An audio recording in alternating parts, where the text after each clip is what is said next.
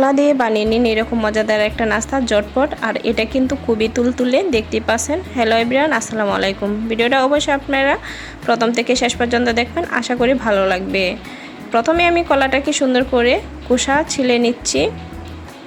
আর ভিডিওটা অবশ্যই আপনারা স্কিপ করে দেখবেন না, তাহলে কিন্তু অনেক টিপসগুলো হারিয়ে ফেলবেন, তখন আর বুঝতে পারবেন না। তাই অবশ্যই ধৈর্য নিয়ে একটু ভিডিওটা দেখার চেষ্টা করবেন। এখানে আমি একটু ডিম দিয়ে দিলাম, দিয়ে দিচ্ছি পরিমাণ মতো চিনি। আর চিনিটা অবশ্যই আপনারা কম বেশ করে নিতে পারেন। স্বাদ মতো লবণ দিয়ে দিলাম, বেকিং পাউডার দিয়ে দিচ্ছি। এখন দিয়ে দিব অল্প সোডা। এখন সুন্দর করে হাত দিয়ে ভালোভাবে ম্যাশ করে নিতে হবে। আর এটা কিন্তু অবশ্যই আপনারা হাত দিয়ে ভালোভাবে ম্যাশ করতে চেষ্টা করবেন। আর যারা আমার চ্যানেলে নতুন আছেন অবশ্যই চ্যানেলটা সাবস্ক্রাইব করতে ভুলবেন না। আর যদি অলরেডি চ্যানেল সাবস্ক্রাইব করে থাকেন তাদের জন্য অসংখ্য ধন্যবাদ। আর এখানে দিয়ে দিলাম ময়দার গুঁড়ো। আর ময়দার গুঁড়োর সাথে কিন্তু একটু ম্যাশ করে নিচ্ছি ভালোভাবে। এখানে কিন্তু কোনো পানি অ্যাড করা যাবে না। আর এখানে কোনো যদি আপনারা মিল্ক কোনো অ্যাড করতে চান অবশ্যই মিল্ক অ্যাড করতে পারেন, কিন্তু আমি এখানে শুধু কোনো কিছুই দিচ্ছি না, শুধু এভাবেই ম্যাশ করে নিচ্ছি। আর দেখতে পাচ্ছেন পারফেক্টভাবে কিন্তু আমার ম্যাশ হয়ে গেল।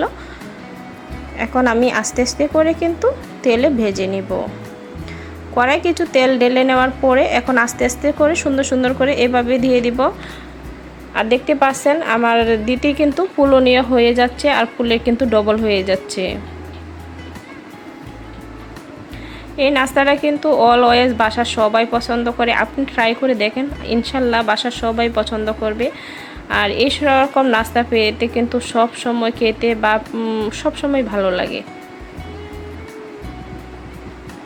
উল্টি পাল্টিয়ে সুন্দর করে কিন্তু আমি ভেজে নিলাম।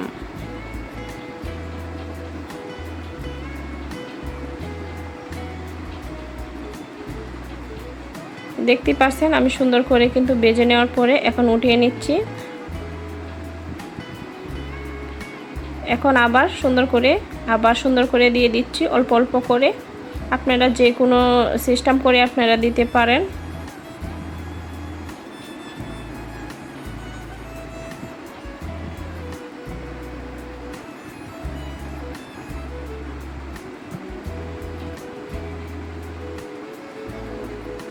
যদি আমার ভিডিওটি আপনাদের কাছে ভালো লাগে অবশ্যই একটা কমেন্ট করতে ভুলবেন না।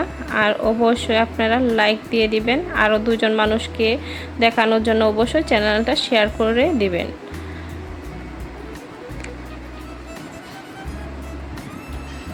প্রতিটা ভিডিও যদি আপনারা দেখে থাকেন সব সময়, তাদের জন্য আমি কি বলবো, অসংখ্য আমার পক্ষ থেকে ভালোবাসা রইল।